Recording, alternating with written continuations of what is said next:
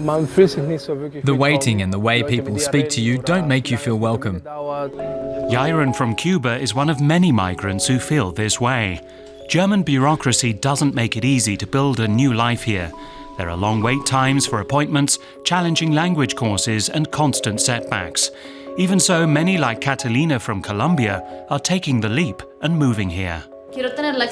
I want to try living outside my country, away from my family, to see if I can handle it. We'll be following their experiences as they deal with German bureaucracy and finding out how immigration authorities are responding to criticism.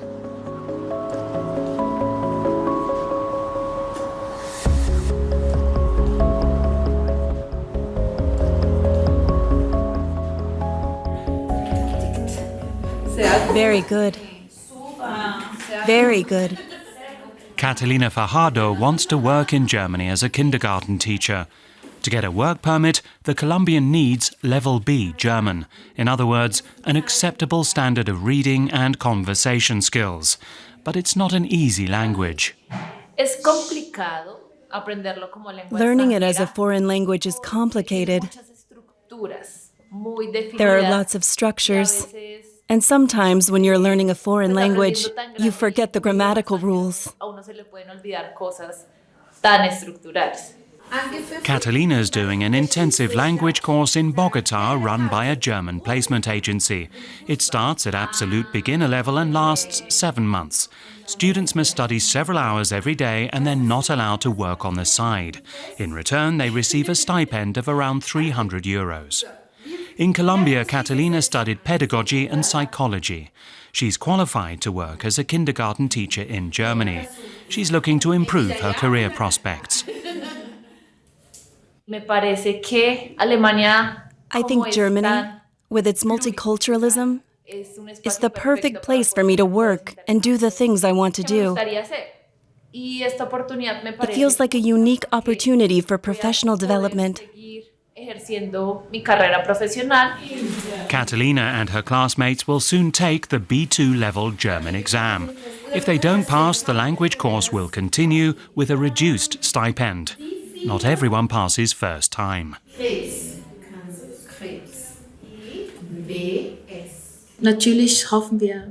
The goal is that everyone succeeds, but it's very difficult to reach B2 level.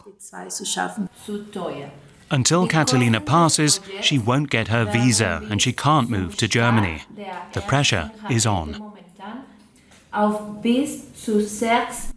Cuban Yairan Montejo has lived in Germany for around 8 years. Right now he calls Berlin home, but he still doesn't have permanent residence. This is my face every year when I have to extend my visa at the immigration office. I don't know what to expect. I could get 1 more year or 6 months, or maybe no visa at all. That's the feeling I'm trying to express here. Yairan came to Germany because he fell in love with a flight attendant in Cuba. They both got married there and wanted to live together in Germany. But despite the marriage, getting a visa was not easy. In order to come to Germany, me and my then wife had to prove that we were together, and for how long. We had to print out photos to show the authorities. Even if you're married, if you don't have good proof of things like that, you might not be allowed to travel.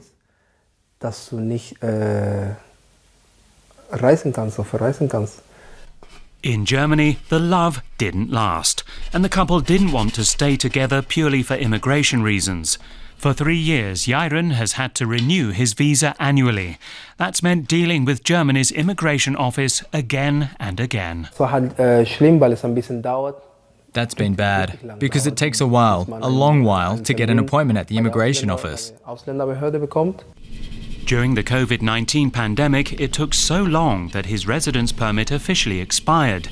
He even lost his job because of the delay.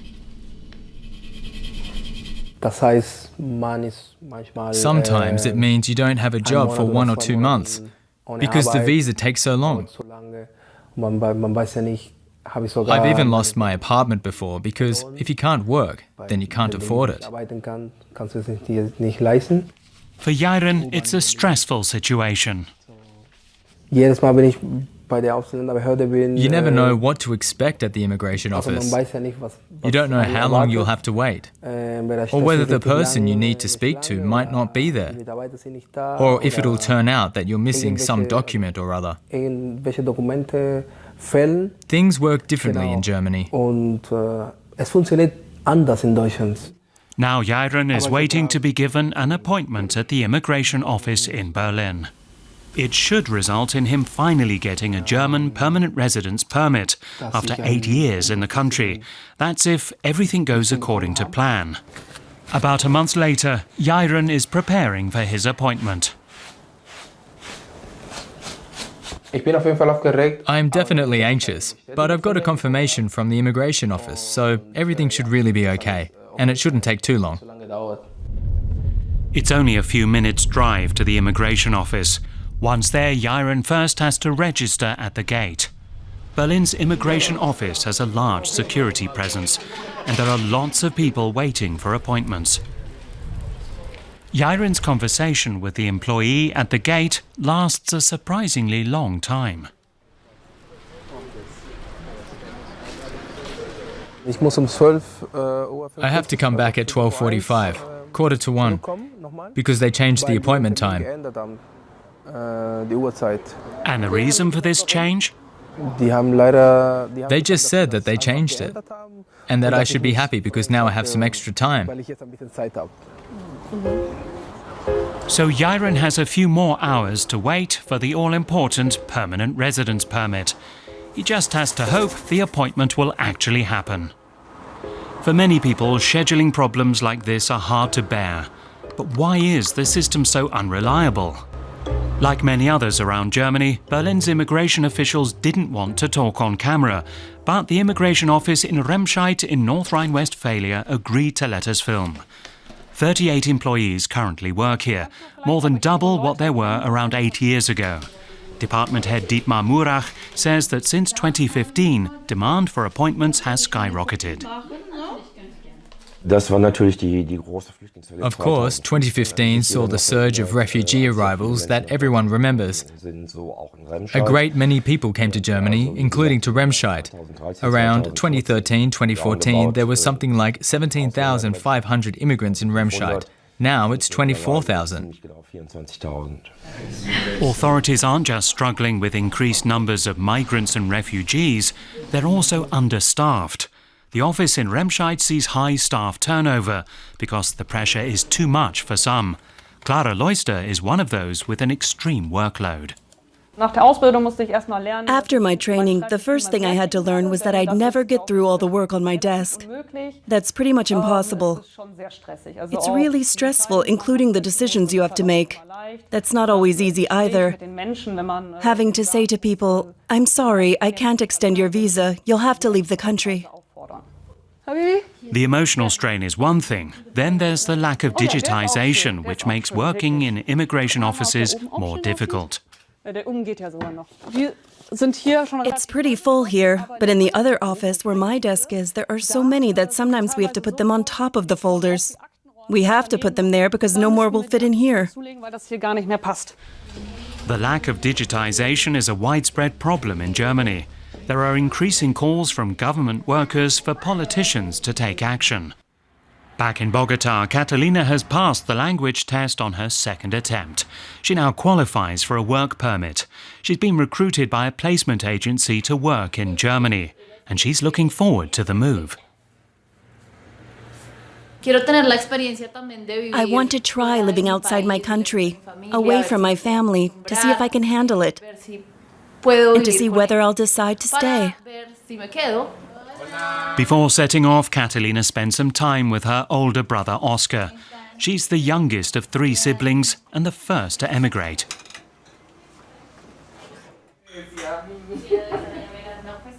I want her to enjoy it, to travel and make the most of it. Her brother wants to visit her soon too.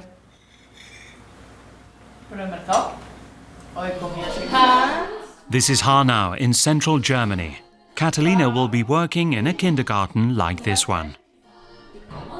In Germany, there's a shortage of almost 100,000 kindergarten teachers.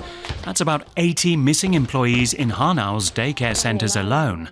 Skilled workers from abroad can at least help the city fill some gaps. So far, it's working well. We have the feeling that people deciding they want to work overseas is a really big motivating factor. Daniela Noggia is also from Colombia. She's been in Hanau for about a year. Things haven't always been easy for her. The weather is tough. We don't have seasons in Colombia, so winter here was very hard for us. And the language, too. Those who have the support of an agency and a job offer have an easier time dealing with German bureaucracy. It's different for those who are doing everything themselves, like Yairan Montejo in Berlin. After yet more waiting, he's on the way to, hopefully, finally collect his permanent residence permit. I'm definitely nervous, but hopefully everything will work out this time. There are still lots of people waiting in front of the office. Once again, Yairan has to check with security before entering. This time, he's allowed to go into his appointment.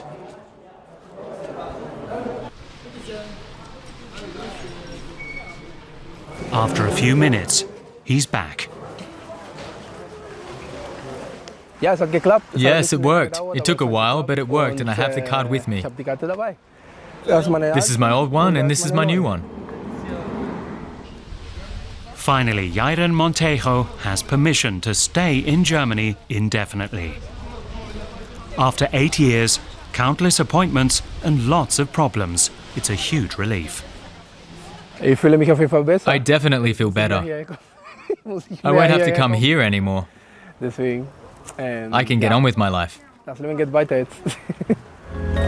The next possible step for Yairan, acquiring German citizenship. But that too will likely be a long road with a lot of hurdles and surprises along the way.